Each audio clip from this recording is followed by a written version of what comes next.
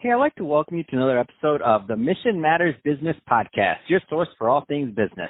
My name is Adam Torres. You can follow me on Instagram at AskAdamTorres. Keep up with my book releases, book tour schedule, signings, all that other good stuff. Always love to connect with you there. And as always, if you'd like to apply to become a co-author of one of my upcoming books, just head on over to the website, missionmatters.com, and click on Become an Author to apply. All right, today I have Roger Mader on the line. He's managing partner over at Ampersand. Roger, welcome to the show. Thank you, Adam. It's a pleasure to be here. All right, so excited to get into today's topic with you. So purposeful leadership. But before we do that, I'd like to go a little bit further into what you're doing over at Ampersand. Tell us a little bit more about your firm, please. Oh, thanks, Adam. Well, Ampersand is a consultancy. We advise typically large companies in growth strategy, although we also both advise and take investments in startups. We use a tagline that says that we help big companies act small and small companies get big. And it really is born of the innovation work that we've done using design methods in order to help discover unmet needs in the marketplace and create new offerings that would otherwise be difficult for large established organizations to do. Bigger the organization is, the more that they've reinvested in the assets that they have and the competencies they have.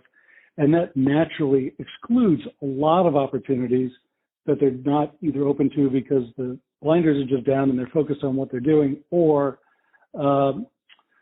they simply are narrowly set on past definitions of need. But of course, the world's always changing, and a lot of the failures that we see in companies is when the market has changed, demand has changed, but the supply has not. And when you have that inequity between what you're supplying and what the market is demanding, of course, sales go off and companies can find themselves flummoxed by why that's occurred. So we come in and help and basically just realign this equilibrium between supply and demand by helping you create a more effective supply, the product that matters the most to your customer. So there's a lot of business owners, entrepreneurs, executives listening of various size companies. That being said, what are the right types, if any, are there any specific industries or types of companies that you focus on more than others? Because at the end, I'm going to give you the opportunity to leave your website, all that other good stuff, and just want to make sure the right types of people follow up with you. Well, that's kind of you. We are functionally specific, meaning that we're about this growth domain. We are industry agnostic. But what I've found is either companies that are faced with dramatic external change, so it's hard for them to be keeping up, and that's typically large organizations that are kind of established as the market pivots, they have a harder time shifting.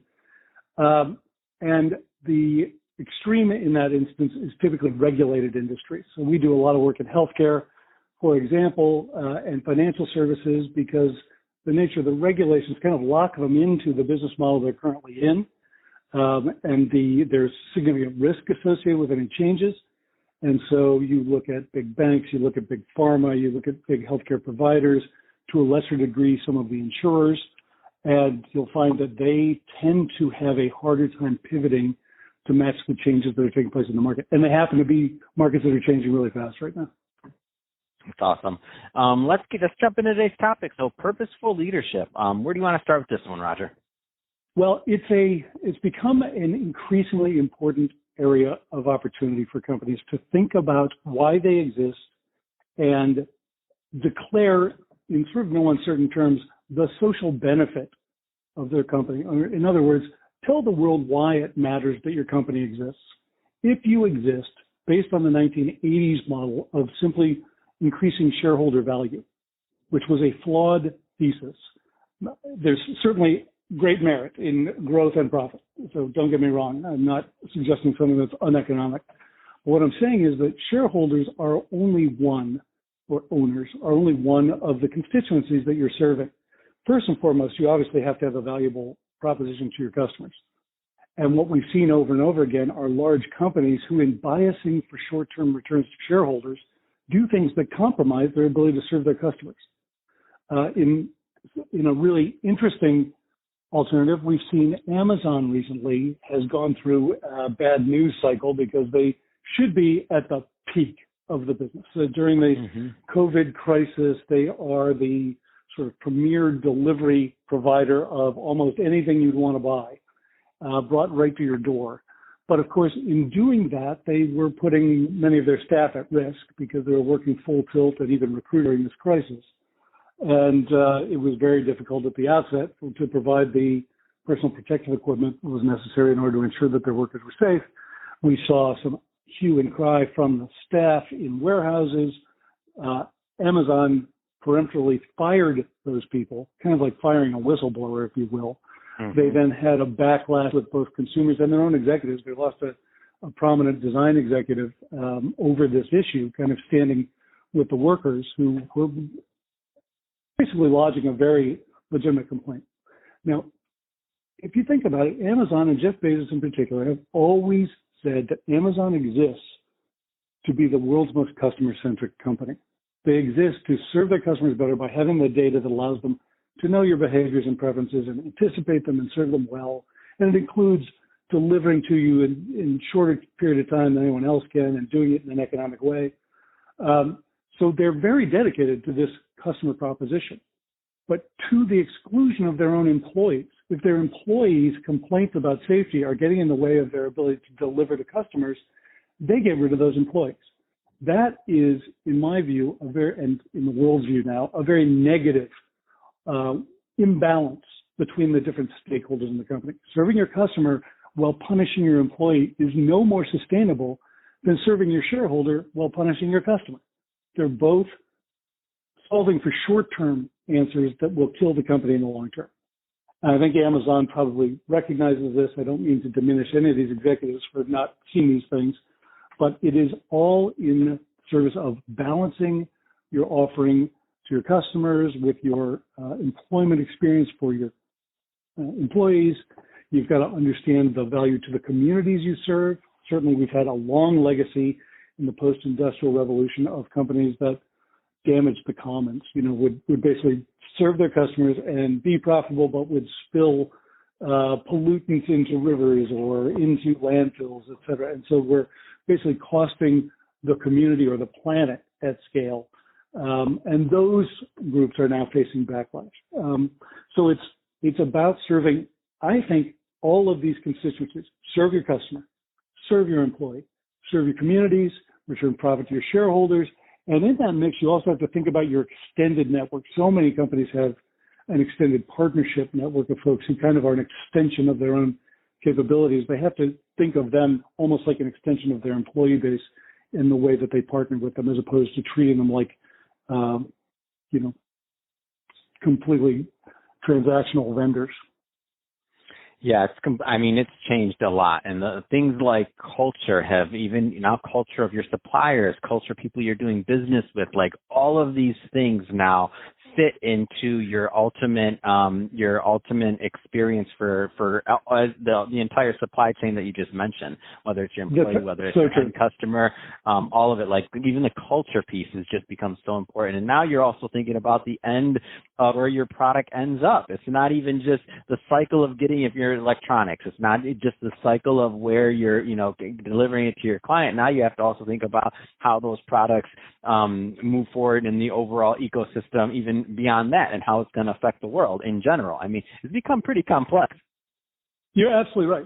If you think about that, there was that blow up a few years ago with people recognizing that Nike was using manufacturing facilities outside of the U.S. in India, I believe, that were using, it might have been Bangladesh, but they were using child labor, which was a natural state of affairs in some developing markets, just as it was in the U.S. when we were developing.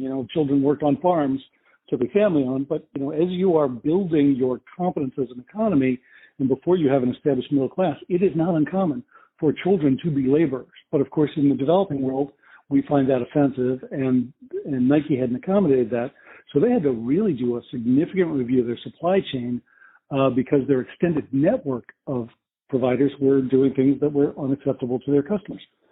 So you're right. This cultural ethic goes through the entire supply chain. The other thing that you asked the question about purpose, what is purposeful leadership about? It's really the answer to this question about how do you align the cultures of this entire ecosystem. And what you find is that companies who can demonstrate that they exist to the benefit of the world, they've got some social ethos that is compelling them. The classic example is Patagonia, which really was started by Yvon Chouinard as I love Patagonia, by the way. I'm wearing Patagonia right now.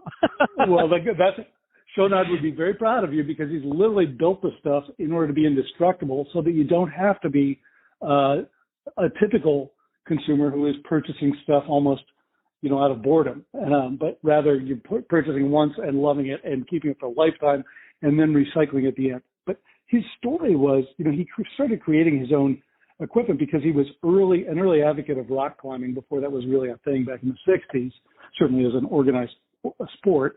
And he kept burning through all of his clothes. So he found some providers in the UK who were making sports equipment, basically rugby kind of clothing that was, difficult to tear because it was made of heavy canvas. All of his buddies back in California where he was climbing with loved the shirts. He imported a bunch of them and then realized maybe I should start making my own because he was already making his own climbing equipment for the same purpose. Well, over the years, what he found was he'd go back to these remote destinations and he would find that he would find that he was running into signs of human activity, meaning there were pollutants. People had left behind wrappers or feces or whatever in these remote locations. And he just thought, boy, humans are scarring the earth. And he early in the formation of the principles behind Patagonia, he said, we exist as an organization to ensure that we provide a sustainable planet. And he was an early advocate for the whole ecological movement that was driving so much of corporations today. That purposeful approach means that he will do nothing that compromises it. And he will not bias for profit if he is at risk of compromising his ecological principles. So what I've been doing is working with organizations and my colleagues at Ampersand to help them identify what is the purpose of your organization? Why does it matter? Why should people care? If you can do that in a way that's more than just producing profit or just producing a good product, which is really just the basis of being allowed to be an operation, you can create differentiation, you can create attraction to your business, you have customers who now become your advocates, and you set yourself apart in a way that is both profitable for you but better for society because of the purpose that you're fulfilling. Man, that's well said, Roger. So that said, if somebody's listening to this and they want more information on Ampersand or to connect with you and your colleagues, what's the best way for them to reach out? The best method is probably to just come to our website. It is ampersand.vc. Ampersand.vc. It is, you can also reach me. I'm Roger, R-O-G-E-R, at ampersand.vc. But the website will give you most of the information you need and allow you to make contact. Fantastic. Well, Roger, really appreciate you coming on the show today and sharing more about all the great work you're doing over at Ampersand. And, of course, talking about purposeful leadership. So awesome stuff there. And to the audience, as always, thank you for tuning in. Hope you got a lot of value out of this. If you did, don't forget to subscribe to the podcast, leave me a review on the Apple iTunes Store. And if you're watching this on our YouTube channel, Mission Matters Business, definitely give us a subscribe there, but also leave us some comments on the video. Love to know what kind of projects and things that you're working on. And Roger, thanks again for coming on the show. Great pleasure, Adam. Thank you for hosting.